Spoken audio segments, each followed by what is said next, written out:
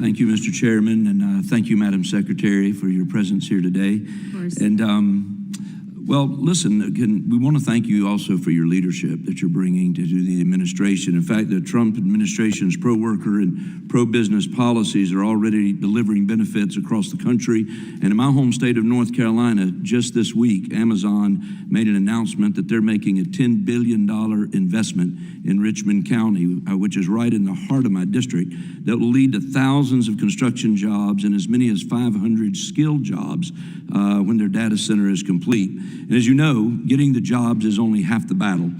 We have to make sure workforce is ready to be hired when the dust settles. And I agree that apprenticeships are a key way to get Americans in jobs, and was pleased to read in your testimony about the ways to expand opportunities to achieve President Trump's goal of over 1 million new active apprentices across the country. So I guess my question is, does the Department of Labor have plans to examine the registered apprenticeship program to look for any ways to reduce the bureaucracy that involve industry or provide multiple pathways for quality programs to emerge? Well, again, thank you for that, you addressing the apprenticeship program, and it's somewhat of its an entirety because, you know, oftentimes we say something and then we have to implement it.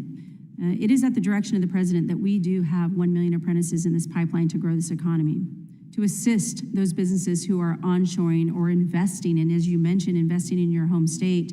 They're expecting that workforce to be right there. It is my responsibility to work with private businesses and the public sector as well to develop that apprenticeship program to 1 million. As I've toured throughout the country, we are seeing, again, I mentioned 83,000 since the president has been online and since January 20th. One of the new apprenticeship programs that was just developed was with the International Association of Firefighters. It's something that hasn't been done before. And so we're assisting them in compliance and how to do that, streamlining the actual mitigation of the systems at Department of Labor so people want to engage. They want to register their apprentices. We're seeing that the public-private sector work together. We're seeing that on our community college campuses. We're seeing it at centers of excellence, where private companies are investing in that workforce and sponsoring them so that they have that secured pipeline for investments like in your home state. So when we pair those two together, I could almost guarantee, and mark my words, Chairman, I would like to get over 1 million apprentices in this first year. Awesome. Can you anticipate any help you might need from Congress in order to achieve that goal? Absolutely. I believe every time Congress comes up with good bipartisan policy, it helps all of our agencies to further develop the workforce.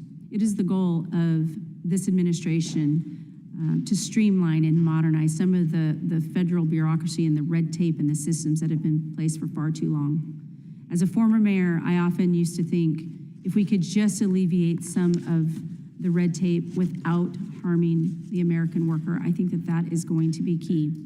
It is really an honor to kind of take a holistic approach to how do we protect the American worker and how do we protect the American business. And one of the reasons that the president chose me was to bring those two to the table together so that we can grow the economy as a whole, make the pie a little bit bigger, and live the American dream again.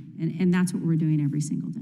Excellent. So I look to Congress for good policy that I can enforce in order to grow the workforce. Excellent. Well, in my last minute or so, let me ask this, and it really ties in with what Congressman Wilson had talked about earlier.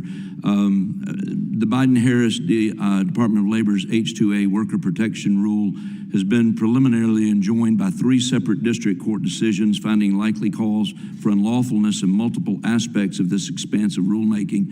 And rather than halt implementation of the rule until these court proceedings run their course, DOL continues to implement a confusing patchwork of regulations. The rule should, at the very least, be halted or, more appropriately, rolled back completely.